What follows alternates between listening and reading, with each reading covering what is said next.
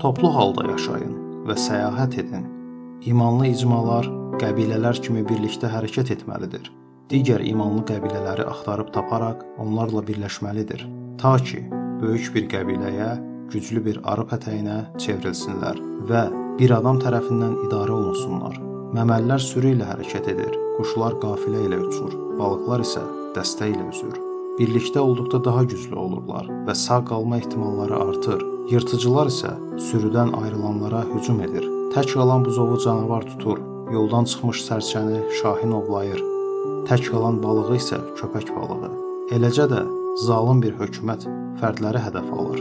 Lakin bir yerə toplaşan insanların, lobbilərin, icmaların və etirazların gücündən qorxur. Heyvan sürüləri yırtıcılara qarşı çıxır.